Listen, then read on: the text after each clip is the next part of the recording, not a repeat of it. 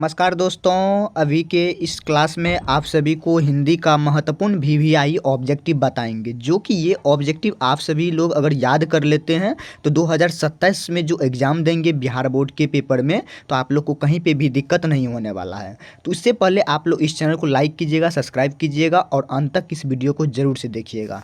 तो चलिए वीडियो को स्टार्ट करते हैं। सबसे पहला क्वेश्चन नंबर 1 में, महात्मा गांधी के पिता का क्या नाम है? तो महात्मा गांधी के पिता का नाम करमचंद गांधी था। तो option number D right answer.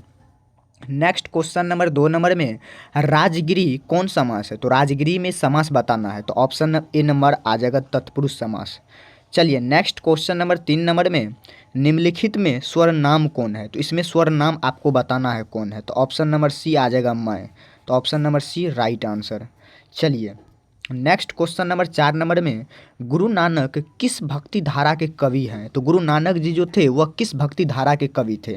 और एक बात याद रखिएगा, जब भी आप लोग एग्जाम देने जाइएगा फाइनल में, तो क्वेश्चन के साथ साथ आपको ऑप्शन भी को भी पढ़ना है। क्यों ऑप्शन को पढ़ना है? क्योंकि उसमें एक ऑप्शन के साथ दो ऑप्शन भी सही हो सकता है, एक ऑप्शन भी सही हो सकता है, अन्यथा 4 ऑप्शन भी सही हो सकता है। इसलिए ऑप्शन के साथ साथ क्वेश्चन के दोनों को पढ़ना है, ठीक ना।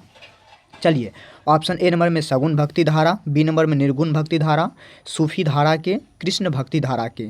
तो 4 का राइट आंसर आ जाएगा बी नंबर, निर्गुण भक्ति धारा के कवि माने जाते थे। Option number B right. Next question number 5 number में, रसखान दिल्ली से कहाँ चले गए थे? रसखान जो थे वह दिल्ली से कहाँ चले गए थे? ऑप्शन को पढ़िए। ऑप्शन ए नंबर में हरियाणा, पंजाब, ब्रजभूमि, वाराणसी। तो 5 का राइट आंसर सी नंबर आ जाएगा, ब्रजभूमि चले गए थे, ठीक ना, रसखान दिल्ली से। तो option number C right answer आ जाएगा। और बहुत ही इंपॉर्टेंट ये भी आई है, इसको आप लोग नोट कर लीजिएगा 2027 के एग्ज़ाम के लिए। चलिए अभी तक आप लोग चैनल को लाइक नहीं किए, सब्सक्राइब नहीं किए, तो आप लोग ज़रूर से कीजिएगा। नेक्स्ट क्वेश्चन नंबर 6 नंबर में, बहादुर अपने घर से क्यों भागा था? बहादुर जो था वो अपने घर से क्यों भागा था? कोई तो कारण होगा भागने का, वही कारण यहाँ पे बताना है। नौकरी के लिए, या पिता के फटकार के कारण, या माँ के मार के कारण, या घूमने के लिए। तो 6 का राइट आंसर आ जाएगा सी नंबर, माँ के मार के कारण। माँ क्यों मारा था? क्योंकि उसकी प्यारी सी भैंस को वह पीटा था बहुत, इसलिए बहादुर को पीटा था उसकी माँ। चलिए 7 नंबर क्वेश्चन देखिए, बिरजू महाराज किस शैली के नर्तक हैं? बिरजू महाराज जी जो थे वह किस शैली के नर्तक माने जाते थे? ऑप्शन ए नंबर में कुचिपुड़ी, बी नंबर में भारतनाट्यम, और सी नंबर में मोहिनी आट्टम, और डी नंबर में कथक। तो 7 का राइट आंसर आ जाएगा डी नंबर कथक। तो ऑप्शन नंबर डी बिल्कुल ही सही हो जाएगा। चलिए 8 नंबर क्वेश्चन देखिए, अशोक वाजपेयी का जन्म कब हुआ था? अशोक वाजपेयी जो था लेखक, उनका जन्म कब हुआ था? तो उनका जन्म जो हुआ था 16 जनवरी 1941 ईस्वी में अशोक वाजपेयी जी का जन्म हुआ था। याद रखिएगा, बहुत ही इंपॉर्टेंट क्वेश्चन है ये। हिंदी और हो गया जन्म, जन्म, ईस्वी और ये सब बार बार पूछा जाता है, इस सब पे थोड़ा ज़्यादा फोकस करना है, ठीक ना। चलिए 9 नंबर क्वेश्चन देखिए, विलंब क्या है? तो विलंब जो एक प्रकार का क्या है? तो वह एक प्रकार का एक छोटा सा गांव कहलाएगा। तो ऑप्शन नंबर बी राइट। चलिए 10 नंबर क्वेश्चन देखिए, हमारी नींद कविता कहाँ से ली गई है? तो हमारी नींद की जो कविता है वह कहाँ से ली गई है? दुष्चक्र में सृष्टा से ली गई है। तो option number C right answer आएगा। चलिए क्वेश्चन नंबर 11 नंबर में देखिए, मेरे बिना तुम प्रभु कविता का हिंदी रूपांतरण किसने किया? तो मेरे बिना तुम प्रभु, इसके जो कविता का जो हिंदी रूपांतरित किया था वह किस कवि ने किया था? तो ऑप्शन ए नंबर में वीरेंद्र डंगवाल, या जीवनानंद दास, या कुंवर नारायण, या धर्मवीर भारती। तो 11 का राइट आंसर आ जाएगा धर्मवीर भारती जो था, यही मेरे बिना तुम प्रभु के कविता का हिंदी रूपांतरण किया था। चलिए 12 नंबर क्वेश्चन देखिए, कुंवर नारायण के कवि कौन है? तो कुंवर नारायण के जो कवि हैं वह कौन है? तो यहाँ पे देख लीजिए, कुंवर नारायण कवि हैं, किस चीज़ के कवि हैं कुंवर नारायण? तो ऑप्शन नंबर यहाँ पे देख लीजिए 12 का आ जाएगा बी नंबर, नगर संवेदना के हैं। तो option number B right answer. चलिए नेक्स्ट क्वेश्चन नंबर 13 नंबर में, सेनापति में कौन समास है? तो सेनापति में समास बताना है। तो सेनापति में समास जो हो जाएगा, समास 6 प्रकार का होता है, ये 6 प्रकार में तत्पुरुष समास यहाँ पे सेनापति समास कहलाएगा, ठीक ना। ऑप्शन नंबर बी को ही टिक मारना है। चलिए 14 नंबर क्वेश्चन देखिए, तो मित्र शब्द का भाववाचक संज्ञा रूप क्या होगा? तो मित्र शब्द जो है उसका भाव के रूप में प्रकट करेंगे, तो उसमें मित्रता आ जाएगा। क्या आ जाएगा? मित्रता। Option number B right answer. जिसे हम लोग भाव करते हैं उसे ही हम लोग क्या कहते हैं, मित्रता कहते हैं, भाववाचक संज्ञा कहते हैं, जिसे भाव कहते हैं, ठीक ना। कोई भी चीज़ को भाव करेंगे, भाव से मतलब दर्शाया जाएगा, उसे भाववाचक संज्ञा कहेंगे, ठीक है ना। तो यहाँ पे मित्र शब्द का भाववाचक पूछा तो मित्रता बता देना है। तो ऑप्शन नंबर यहाँ पे बी राइट आंसर। चलिए नेक्स्ट नंबर देखिए, क्वेश्चन नंबर 15 नंबर में, जनतंत्र का जन्म शीर्षक कविता के कवि का क्या नाम है। तो जनतंत्र का जन्म शीर्षक कविता के जो कवि हैं उनका नाम बताना यहाँ पे, ठीक है ना। तो 15 का ए नंबर आ जाएगा, रामधारी सिंह दिनकर जी जो थे उन्हीं का नाम है। तो ऑप्शन नंबर ए राइट। चलिए 16 नंबर क्वेश्चन देखिए, शिक्षा और संस्कृति किसकी रचना है। तो शिक्षा और संस्कृति जो है यह किसकी रचना है। तो ऑप्शन नंबर बी आ जाएगा, महात्मा गांधी की रचना है। तो option number B right answer. Mahatma Gandhi ही जो थे वह शिक्षा और संस्कृति की देन को देके चले गए। चलिए 17 नंबर क्वेश्चन देखिए, भारत से हम क्या सीखे, क्या है, कहानी है या क्या है, ये चीज़ बताना है। तो भारत से हम क्या सीखे, इनके बारे में आप लोग को बताना है। तो भारत से हम क्या सीखे, इसका जो राइट आंसर आ जाएगा भाषण आ जाएगा, इसका जो भाषण आ जाएगा option number C right. 18 number question देखिए, मैक्स मुलर को वेदांतियों का वेदांती किसने कहा। बहुत ही इंपॉर्टेंट टॉप भी आई है ये क्वेश्चन, ठीक है ना। तो मैक्स मुलर जी जो थे उनको वेदांतियों का वेदांती किसने कहा था। तो स्वामी विवेकानंद जी ने कहा था। तो ऑप्शन नंबर यहाँ पे बी नंबर राइट आंसर आ जाएगा, और याद भी रखना है, ठीक है ना, इंपॉर्टेंट है ये। चलिए 19 नंबर क्वेश्चन देखिए, तो दची की हड्डी से क्या बना है। तो दची की जो हड्डी से है उससे क्या बना होता है, इंद्र का वज्र या धनुष या त्रिशूल या तलवार। तो 19 का राइट आंसर ए नंबर आ जाएगा, इंद्र का वज्र बना होता है। तो ऑप्शन नंबर यहाँ पे ए नंबर राइट आंसर आएगा।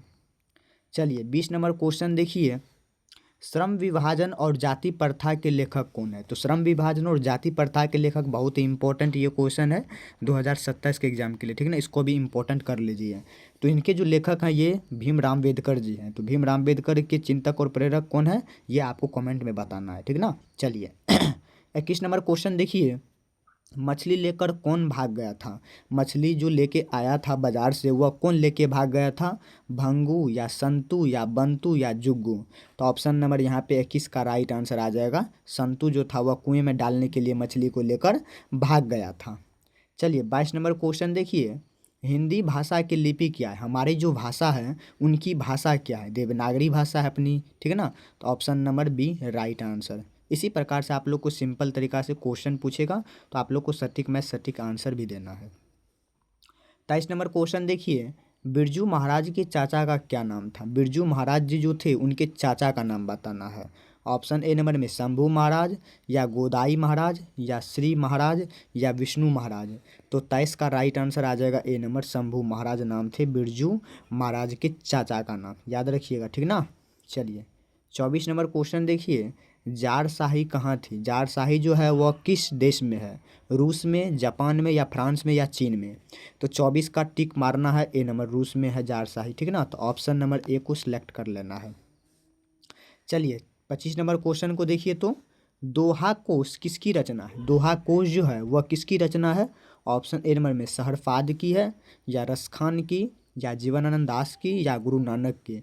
तो दोहा कोश की जो रचना है ये जी शहरपाद की है। तो ऑप्शन नंबर ए को ही टिक मारना है। चलिए नेक्स्ट नंबर उठाए क्या क्वेश्चन। चलिए 26 नंबर देखिए, आविग्नियो किस नदी पर स्थित है। आविग्नियो का जो नदी है वह किस नदी पर स्थित है बताना है आप लोग को, ठीक ना। तो यहाँ पे आ जाएगा ए नंबर, रोन नदी पर स्थित है। चलिए नेक्स्ट नंबर में चलते हैं, क्वेश्चन नंबर 27 नंबर में, मछली कहानी में किस वर्ग का जीवन वर्णित होता है। मछली कहानी का जो कविता है वह किस वर्ग में सम्मिलित किया जाएगा, निम्न वर्ग में या उच्च या मध्य या कृषक वर्ग में।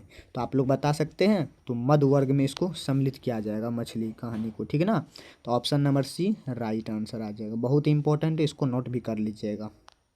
चलिए 28 नंबर क्वेश्चन देखिए, बिरजू महाराज की विख्यात किस रूप में की गई थी। बिरजू महाराज जी जो थे उनका विख्यात किस रूप में किया गया था।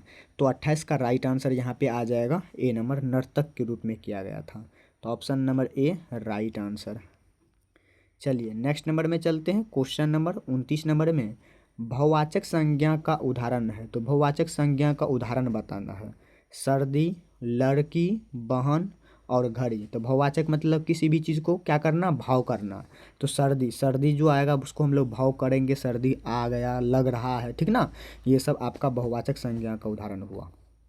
चलिए एक लास्ट 30 नंबर देख लीजिए। आध्यात्मिक शिक्षा से गांधी जी का क्या तात्पर्य है।